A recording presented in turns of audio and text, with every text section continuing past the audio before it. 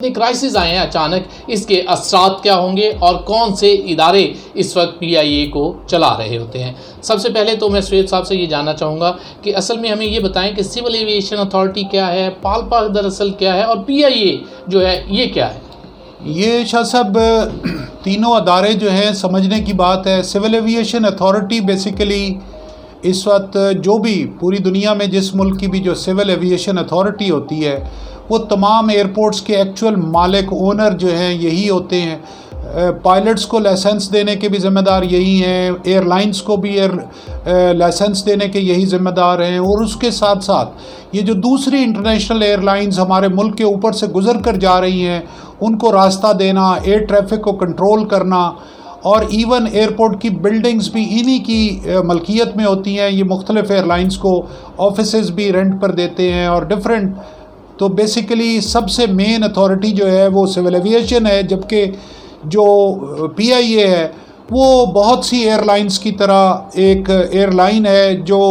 پی آئی اے کا پاکستان کی صورت میں یہ ایک نیشنل کیریئر ہے جو حکومت چلا رہی ہے، جبکہ کچھ ایئر لائنز پرائیویٹ سیکٹر چلا رہا ہوتا ہے. اور آخری بات آپ نے پالپا کی کہی ہے. PALPA basically Pakistan airline pilots association ہے. یہ ایسوسیشن ہوتی تو ہے یہ کہ تمام ایئر لائنیں کسی ملک میں جو موجود ہیں ان کے جو پائلٹس ہیں وہ مل کر اپنی اس کے لیے وہ بناتے ہیں. یہ انٹرنیشنل آرگنائزیشنز کے ساتھ اٹیچ بھی ہوتی ہے. تو یہ ان کا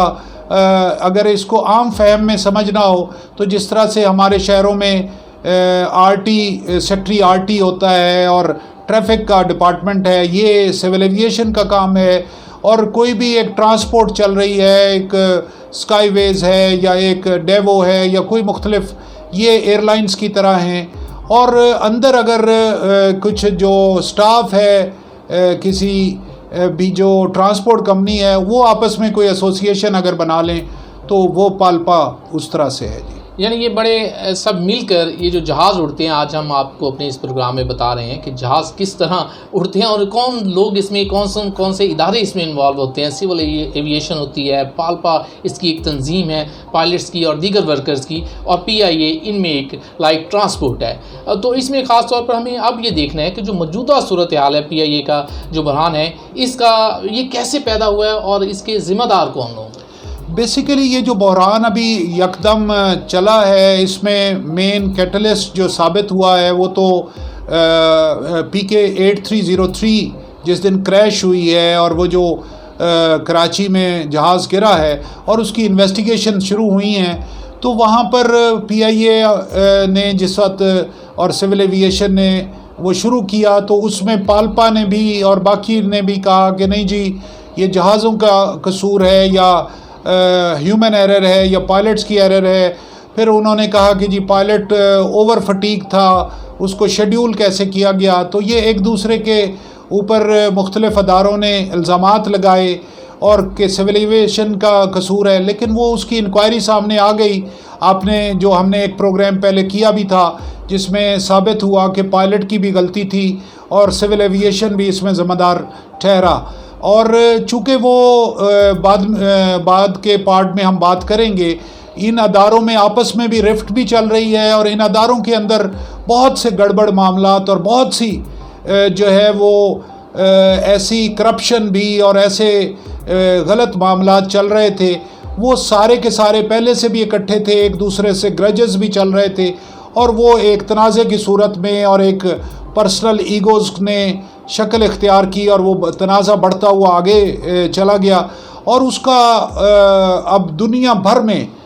ہمارا ایز اے نیشن ہمارے امپریشن بھی خراب ہوا اور ہمارے ڈفرینٹ نقصانات ایئر لائنس کو بھی اور پائلٹس کو بھی ہوئے ہیں جس پہ بات کریں. سویب ہم اپنے ناظرین کو یہ بتانا چاہیں گے کہ یہ پائلٹس کے جو لائسنس ہیں یہ فیک کیسے انہیں قرار دیا گیا اور یہ کیا طریقہ کار ہوتا ہے پائلٹس کا اصل میں اس میں انہوں نے کہا، اور یہ کیسے پتہ چلا کہ لائسنس فیک ہے؟ شاہ صاحب بیسیکلی جو پائلٹ کو لائسنس ملتا ہے سب سے پوری دنیا میں ایک ہی طریقہ کار ہے. کسی نے بھی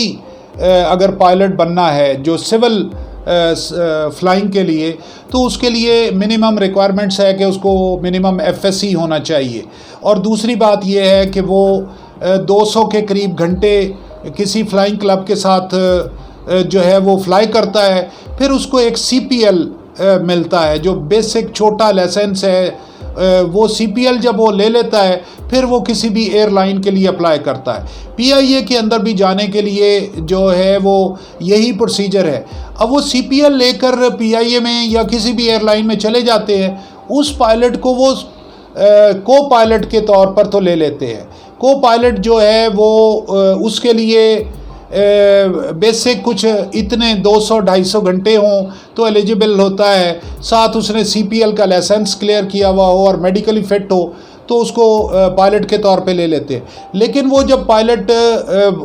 5-7 سال ایز کو پائلٹ فلائی کر چکا ہوتا ہے تو اس کو لیفٹ سیٹ، جو 2 پائلٹس کی سیٹیں ہیں اس میں جو لیفٹ والی سیٹ کیپٹن کی ہے، اس کے اوپر شفٹ ہونے کے لیے اس کو جو ہے ATPL اس کے پاس ہونا ضروری ہے۔ Air transport pilot licence ATPL جو ہے اس کے لیے کافی سارے پیپرز ہیں، اس میں ایرو ڈائنامکس کے بھی، ایرو انجنز کے بھی، اس میں ویدر کے اوپر بھی، اس کے ڈفرینٹ فینومیناز کے اوپر کافی لینتھی اور ڈیٹیلڈ پیپرز اپیئر کرنے ہوتے ہیں۔ اور جو ATPL لائسنس جس کو لینا ہے اس کی 3 ایلیجبلٹیز ہوتی ہیں۔ ایک وہ ATPL کے پیپر کلیئر کر لے، دوسرا وہ میڈیکلی کیپٹن کے طور پر کیٹیگری کے اندر آتا ہو، اور تیسرا اس کے وہ ریکوائرڈ فلائنگ آورز جو ہیں وہ جو ایک ATPL کے لیے ضروری ہیں وہ یہاں پر ہمارے پاس پورے آئے ہوئے ہوں۔ اور اگر یہ تینوں ایلیجبلٹیز پوری کر لیں تو سول ایویشن جو ہے وہ اس کے بعد وہاں پر ان کو لائسنس ATPL کا دیتی ہے، جس کی بنیاد پر پھر وہ ایئر لائن جو ہے وہ اس کو کیپٹن کے لیے سلیکٹ کرتی ہے۔ پھر کیپٹن کے طور پر بھی اس کو اپنے فلائنگ ٹریننگ بھی کرنی ہوتی ہے، سیمولیٹرز بھی کرنے ہوتے ہیں، اور پھر اس کی کنورژن جو ہے وہ ہوتی ہے، امتحانات ہوتے ہیں۔ اور یہ جو آپ نے پوچھا ہے کہ لائسنس جو ہے وہ کیسے ہو رہے ہیں، یعنی جعلی کیسے ہیں، تو جعلی میں ایسے ہے کہ کچھ چند ایک، یہ 262 کے قریب ہے، ان میں سے چند ایک ایسے ہیں جنہوں نے بیسیکلی FSC نہیں کی، تو وہ تو تھوڑے کیسز ہیں، لیکن زیادہ تر کیسز اس میں یہ ہیں کہ وہ نارمل CPL کیا اور پھر اس کے بعد جا کر انہوں نے جس وقت کو پائلٹ کے طور پر 4-5 ہزار گھنٹے بھی فلائی کیے، اور اب ATPL دینا تھا تو جو پیپر دینے ہیں وہ چونکہ مشکل ہیں نسبتاً، جو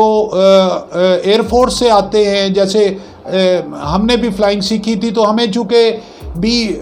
BSc جو ہے وہ ایروسپیس کے سبجیکٹس پڑھے ہوئے ہوتے ہیں، تو اس وقت ان کے لیے تو شاید نسبتاً آسان ہے۔ ادروائز جب وہ مشکل دیکھتے ہیں کہ یہ پیپر کو پاس کرنا مشکل ہے تو اس وقت یا فیل ہو جاتے ہیں امتحان دے کر، تو اس وقت رشوت دے کر انہوں نے ان پیپروں کو جو ہے وہ کیا ہے، جس کی بنیاد پر انہوں نے وہاں سے ATPL جو سول ایویشن سے لیا ہے، اس کو کہہ سکتے ہیں کہ یہ جعلی ہے۔ یہ دوسری صورت ہے جعلی ہونے کی۔ تیسری یہ بھی ہے کہ آل ٹوگیدر آپ نے اپلائی بھی نہیں، وہ کیا ہی نہیں ہے، پیپر اپیئر نہیں کیے، لیکن اس میں جیسے ہمارے ہاں خاص طور پر پاکستان میں اور خاص طور پہ سندھ میں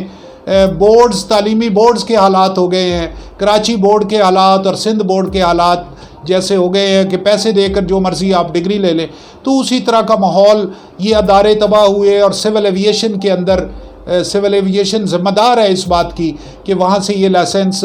وہ ایگزام والے سینٹرز نے ٹھیک بیہیو نہیں کیا اور وہاں پر یہ گڑبڑ آئی۔ بہت سے ایشوز ملتے ہیں، یعنی سیاست، سفارش اور یہ ساری چیزیں مل کر نالائق لوگوں کو آگے لے آتی ہیں، اور اس میں یہی ریزلٹ نکلا کہ 262 پائلٹس جو ہیں اس وقت فیک لائسنس پہ کام کریں۔ جی ہاں، یہ اس میں یہ جو فیک ہیں اس میں سفارشیں بھی ہیں، اور یہ 95 97 وغیرہ میں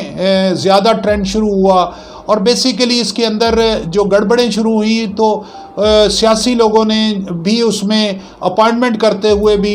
کوئی میرے نالج میں ہیں بہت سے ایسے لوگ کیسز جنہوں نے کسی نے اس زمانے میں 20 لاکھ روپیہ 15 لاکھ روپیہ دے کر جو ہے سارے ایگزام میرٹ پر کلیئر ہونے کے باوجود بھی نوکری کے لیے فائنل سلیکشن کے لیے پھر انہوں نے وہ پیسے دے کر جاتے رہے. ایک اور بات بھی بڑی آ رہی ہے کہ اس میں پاکستان کی دو بڑی اہم سیاسی پارٹیوں کا رول رہا ہے کہ جو لوگ ان پائلٹ جن کے دور میں یہ لوگ بھرتی ہوئے ہیں اور اس میں آئے ہیں شامل ہوئے ہیں اس میں. اچھا اب ہم چلتے ہیں کہ اس میں غلطیوں کی بات ہم کریں گے کہ یہ جو ساری صورتحال ہے یہ غلطیاں کس کس کی ہیں, اس میں کون کون اس میں شامل ہے. سول ایویشن کا جیسے آپ ذکر کر رہے تھے, اس کے علاوہ بھی جو لوگ شامل ہیں. دیکھیں اس میں بات یہ ہے کہ جو تینوں ادارے ہیں نا, میرے نزدیک تینوں ہی کی غفلتیں اور مجرمانہ غفلتیں شامل ہیں. سب سے پہلے تو آپ دیکھیں کہ جو پی آئی اے ہے, پی آئی اے کو تباہ کیا گیا ہے بطور ادارہ, اور بہت سی پولیٹیکل اور جو بھی ایڈمنسٹریٹولی اور جو ہمارے ہاں ہے کہ تعلقات کی بنیاد پر اپنے اپنے آدمی بھرتی کیے جائیں, وہ اس نے آ کر اس کا بوجھ بڑھایا. پھر اس کے بعد اندر فیصلے جس وقت شروع ہوئے تو وہاں پر ایک جو ایسوسیشنز بنتی ہیں, یعنی اس کے اندر ابھی 6 کے قریب ایسوسیشنز اندر کام کر رہی تھیں, اور اس میں ایک پالپا ہے جو Pakistan airline pilots association ہے, ایک اس کے اندر پکا ہے جو Pakistan air cabin crew association ہے, ایک اس میں سائی ہے سوسائٹی آف ایروناٹیکل انجینئرز بھی اس میں کام کر رہی ہے. اسی طرح اس میں ٹیکنالوجسٹ کی بھی ایک ایسوسیشن کام کر رہی ہے, جو گراؤنڈ کے اس میں ورکرز ہیں اور گراؤنڈ ایکوپمنٹس وغیرہ آپریٹ کرتے ہیں, ان کی علیحدہ سے ایک ایسوسیشن بھی کام کر رہی ہے. اور یہ ایسوسیشنوں میں طاقت لینے کے لیے اور اس ایسوسیشن کو کنٹرول کرنے کے لیے ہر سیاسی پارٹی نے اس کے اندر ایک ایک ونگ بنا دیا. پیپلز پارٹی کا وہاں پر ایک ورکرز کا علیحدہ ایک گروپ ہے, اور اسی طرح پیاسی ہے, مسلم لیگ نون کا بھی ایک گروپ ہے. اسی طرح ڈفرینٹ یہ جو گروپس آئے وہ پھر اپنے اپنے دور میں خود ہی اگر پیپلز پارٹی کا دور آیا ہے تو پی آئی اے میں جو ایسوسیشنز ہیں اور چیزیں ہیں اس کے الیکشن میں ان کی پارٹی آگے آ گئی, اور وہ اپنے اہلکاروں کے ساتھ مل کر اپنی مرضی کے بندے دینے اور ان کے ذریعے آپریٹ کرنے اور دیگر اور کام کرنا. جی یعنی پی آئی اے میں صورتحال یہ ہے کہ یہ جو پالپا ہے اس کے نیچے بہت سے لوگ, یعنی جتنا سٹاف ہے, جس قسم کا سٹاف ہے, سب نے اپنے چھوٹے چھوٹے یونٹ بنائے ہوئے ہیں, اور یونٹ کی شکل میں جا کے اوپر ایک مین پالپا کی ایسوسیشن میں سب شامل ہو جاتے ہیں, اور پھر جا کے یہ گورنمنٹ کو بھی اس میں اپنے پالپا دراصل اس میں نمایاں ہو گئی نا جی, کیونکہ وہ پائلٹس کی تھی, اور یہ سب لوگ پھر ڈکٹیٹ کرواتے ہیں اپنی مرضی کے. یعنی یہ پالپا ہے نا, تو شیڈیولر بھی اپنا رکھوائیں گے کہ جی کس پائلٹ کو شیڈیول دینا ہے, کس کو نہیں دینا, یہ اپنی مرضی سے کریں گے. سیلریز کون انکریز کرے گا, کب ایسے ہوگا. تو پالپا نے پوری کی پوری پی آئی اے کو نروز کے ساتھ کنٹرول کر لیا. پھر پرانے پائلٹس سول ایویشن میں جاتے رہے تو اس کے اندر بھی ڈفرینٹ ریٹائرمنٹ کے درمیان بھی کے بعد بھی اور مختلف اپائنٹمنٹس پہ بھی جاتے رہے, جہاں سے لائسنسنگ کے اوپر بھی ان کا کنٹرول آ گیا. اور اسی طرح ان کی ایک رفٹ ہو گئی کہ ڈائریکٹلی ایئر فورس کے لوگ بھی سول ایویشن میں آتے رہے, اور پالپا اور ان کے درمیان شروع سے ایک اداروں میں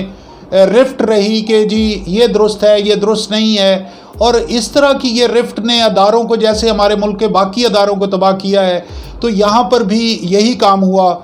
جو سول ایویشن کا بھی اپنے قصور بھی بہت ہیں, انہوں نے اپنے بہت سی چیزیں ڈی میرٹس پہ کی ہیں. جی اچھا سہیب, میں چاہوں گا کہ آخر پر آپ ہمیں یہ بھی بتائیں کہ جو وزیر دفاع نے اس حوالے سے بیان دیا ہے خاص طور پر, اس کے بعد جو اثرات ہوئے ہیں, ان اثرات کی وجہ سے کون کون سے مین اثرات ہیں اور نقصان اس کا کیا ہوگا؟ دیکھیں وزیر دفاع صاحب نے, دیکھیں ایک ہمارے ایک پی آئی اے میں اور ہمارے دوسرے اداروں کے اندر جو اس وقت گند چل رہا تھا اور جو بہت سی ارریگولر حرکتیں ہو رہی تھیں, اور چونکہ ابھی اس وقت بات یہ ہے کہ پی آئی اے کا بھی جو نئے چیف اس کے ہیڈ آئے ایئر مارشل ارشد ملک, تو وہ بھی اس کو ریفارمز کرنے کی کوشش کر رہے تھے, اور ان کے ریفارمز میں جو بھی وہ چیزیں کرتے رہے تو اس کے اندر ان کو ناکامی بھی کافی فیس کرنی پڑی, کیونکہ ریزسٹنس ان کو بہت آتی رہی. اب وہ جب ریزسٹنس آ رہی تھی تو وہ بھی اپنی آگے موومنٹ, مثلاً اگر وہ جعلی کو کچھ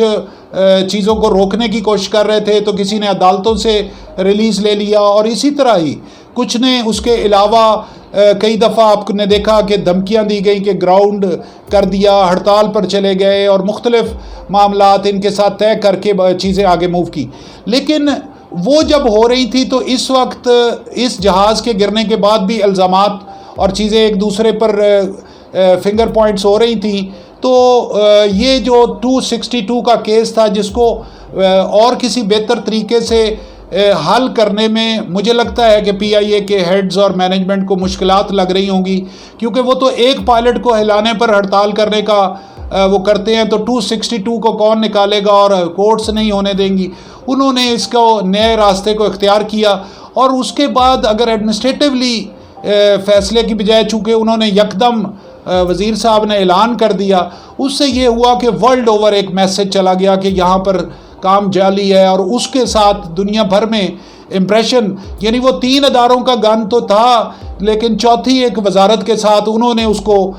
بات کو اتنی دور تک پھیلایا کہ ہمارے اندر چوری ہو رہی ہے یا ہمارے پاس جعلی کام پالش کرنے میں اہم کردار ادا کیا. یعنی ہمیں دیکھنا ہے کہ ان کا بھی بہرحال قصور اس میں بنتا ہے. جی ناظرین اور سامعین، آپ سن رہے تھے پروگرام دراصل، اور آج ہم نے کوشش کی کہ آپ کو